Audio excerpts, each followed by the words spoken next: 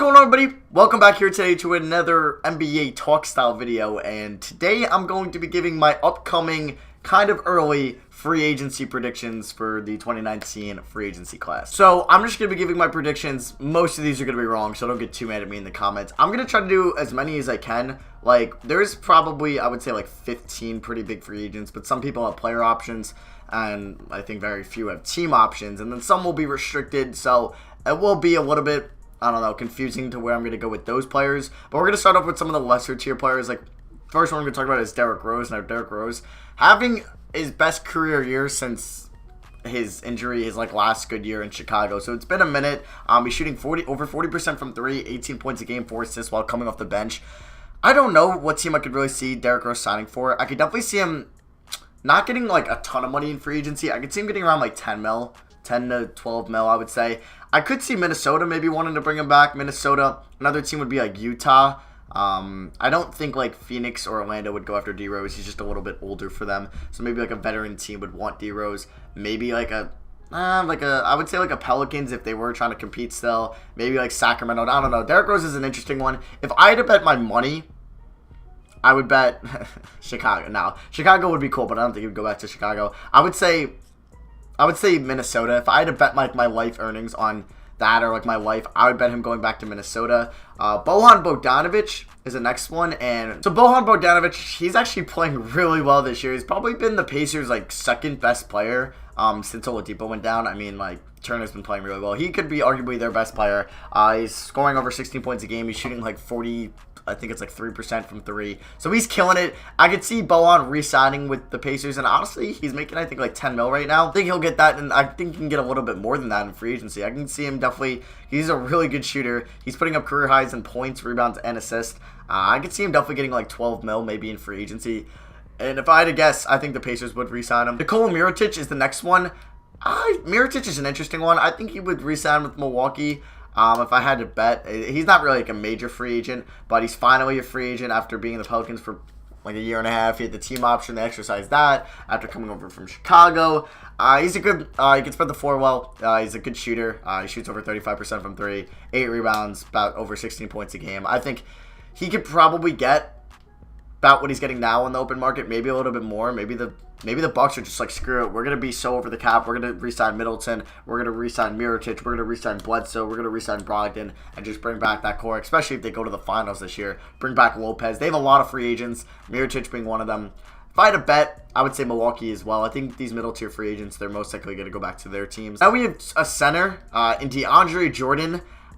He's over 30. I mean, he's making what, 23 mil right now on a one-year deal he got from Dallas. I could see him maybe coming back to the Knicks on a way cheaper deal. Like, I don't see the Knicks giving him more than like 8 mil a year, if we're being honest. Especially he maybe will, if the Knicks get KD, we'll get to that later, my prediction, but we don't know about that yet. We're not for sure, but I know he's like really good friends with KD, and I'm going to guess he maybe would want to play with KD in New York if KD did sign with the Knicks, so maybe he would take like the veterans minimum. He would get paid like 5 mil a year for 1 year to play with KD, so maybe that will happen. If I had to bet like where he would go, I don't know. I think it matters where KD goes with him with New York. But if I had to say, I would say New York, the Knicks re-sign him.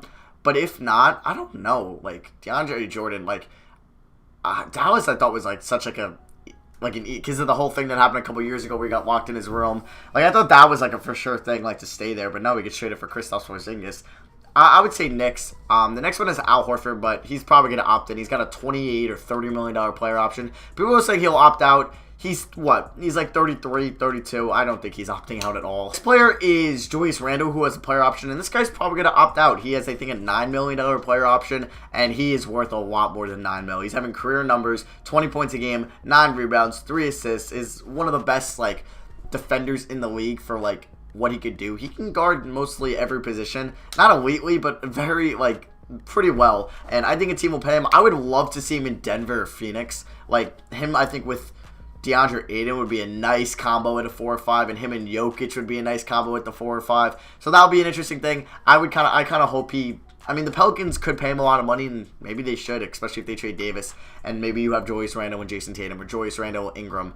I don't know. That'd be pretty fun. But I think if I had to predict where he would go, or like Utah would be fun to see Randle.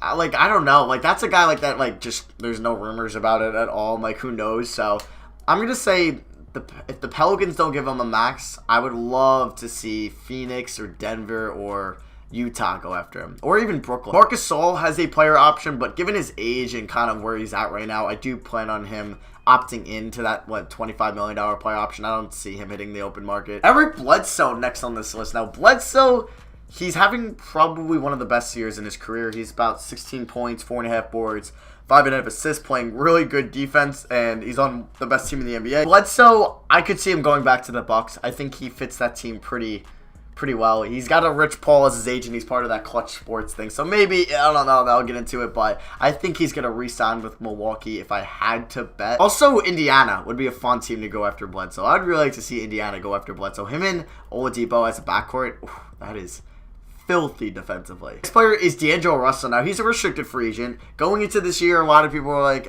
is Brooklyn going to try to trade him at the deadline? They're not going to sign him to a max in the offseason. But now, it's looking like, he's 22, 23. He's worth a max deal in free agency. But, the Nets want to pay him. That's the thing. Because there's rumors that maybe they won't. But I think the Nets will. Because maybe the Nets just value him as like a $20 million player. Nothing more, nothing less. But there's a team out there, maybe like the Phoenix Suns or like the Orlando Magic or the Pacers or the Clippers, I don't know, some team like that would throw 27 mil at the guy, or the Lakers. Well, no, I take that back, not the Lakers. I don't know why I said the Lakers. That could throw 27 mil at him, or like Utah, and be like, all right, like, we value this guy as a max deal. He's super young. He's coming up for this is the best year of his career. He's showing he's actually a pretty solid passer, good three-point shooter, good all-around scorer. And his defense has somewhat improved. Let's just bring him in on 27 mil. Why not? So, I don't know. I could see a lot of teams throwing a max at him, but I think it'd be really dumb for the Nets to move on from him. Next player is Chris Middleton. Now, Middleton having a pretty solid year, over 17 points, 5 rebounds, 4 assists. We know how well he can play in the playoffs, based off the Celtics series last year. And we would say he's probably one of the more underrated player or wings in basketball. He got his first All-Star this year, and I don't know. I think Milwaukee could definitely, especially how well they play in the playoffs. The playoffs changes everything, because if the Bucks make it to the finals, I can see them bringing back everybody. If they lose in round 1 or round 2, they're not going to lose in round 1, but if they lose in round 2, who knows? This could change the whole landscape of what they're going to go with for the future. But I can see Middleton re-signing with the Bucks if I had to bet. Kristaps is a guy, I'm not going to talk about him too much. He's probably going to re-sign with Dallas. It's just funny that his agent is his brother. I'm just going to leave that there. Next player is Tobias Harris. Now, I think Philly is going to re-sign him. I think he will re-sign there. I know he's from Long Island, so Philadelphia is pretty close to Long Island. It's exactly like I live in Philly, and I'm from Long Island, so it's like a 2.5 hour drive. It's close, so he's kind of near where he's home. I thought maybe he was going to lead the Clippers, though, if he stayed there, but I think he likes Philly, and I think he fits this team better than the other guy that's a free agent, so we'll get to him later. But he's averaging 21 points, 8 rebounds, shoots over 40% as a 4, so he's like the perfect stretch 4 in today's day and age, especially with you have one of the best defensive centers playing next to him in Joel Embiid. So I think Philly will give him, it depends how much money he wants. He turned down, I think, a $20 million for, it was like 4-year, $80 million from the Clippers last offseason or something around there. So clearly he values himself more than a $20 million a year player. So will the 76ers give him like a 5-year, $100 million, give him $25 million a year, or 4-year, $100 million, give him $25 million a year, 5-year, $125? We'll see that. If he did leave, I could see Brooklyn being a part of that, and especially that's where he's from. But I think he's going to stay in Philly. Next player is Nikola Mirotic, who's having a career year. He's averaging over 20 points a game, 12 rebounds, 3.5 assists. I'm pretty sure this was his first All-Star appearance this year. And yeah, I think it depends. The Magic have had rarely many All-Stars in the last decade. I don't even think I can count after Dwight Howard. Is he their first All-Star since Dwight Howard? I couldn't tell you, honestly. But I think the Mo Bamba thing changed everything. I would have loved if they took Sexton, or Trae Young went the pick before. I think they wanted Trae Young. Even if Sexton or I don't know, or they just traded down and they got a Kevin Knox, or I don't know, who was the other guy? Mikael Bridges, or a Shai Gilgeous. A Shai Gilgeous would have been perfect for this team. But they ended up going Mo Bamba, which makes this like you just wasted, or you didn't waste, but you just drafted somebody with the number 6 pick, so you value him highly, and this guy's a center, and you really can't play them next to each other because you have Aaron Gordon and Jonathan Isaac, and you're so loaded in your front court. So it's like, if you bring him back, what are you going to do with Mo Bamba, like, especially because he deserves like a 5-year, like, not a max deal, but he's going to get paid. And I could see teams like the Lakers, if they strike out on some other free agents, the Clippers, maybe pair him up with Kawhi, we'll get to that later. Or like Dallas, I think him, Luka, and Kristaps would be pretty filthy. Bunch of foreign. I'm pretty sure Vucevic is not American. I know he went to USC though, but I don't know where he's from off the top of my head. But I don't know. I could see other teams trying to throw money at this dude. He's a very good player, especially on the offensive end. If you pair him up with a good partner in your front court, that's pretty good. I don't know. Maybe the Pelicans would be interesting if like they traded AD. Obviously, I don't know. I'm just throwing out some teams out there. Actually, the Pelicans probably not, but I could see like the Lakers, Clippers, Mavericks kind of be interested in Vucevic, and I would be too. But it's gonna be very interesting to see if Orlando re-signs them. But they were also the idiots that signed Bismack Biyombo to like almost a max deal, or like what, 17 mil a year when they had Vucevic. So they've done some questionable things in the past, so it wouldn't surprise me if they did one this offseason. Next one is Jimmy Butler, and I think if I had to bet, I think he would leave Philly. He's just the 4th option pretty much offensively there, or I guess he's the 3rd. He's averaging almost 20 points a game, and that most of it kind of came from, and no, he was traded pretty early in the year. He was traded, what, like a couple weeks into the season, so that's probably mainly through Philly. I mean, he's probably the best defender on this Sixers team, no doubt. Like, come playoff team, this is the guy you want on Kawhi. This is the guy you want on Kyrie. This is the guy you want on Giannis.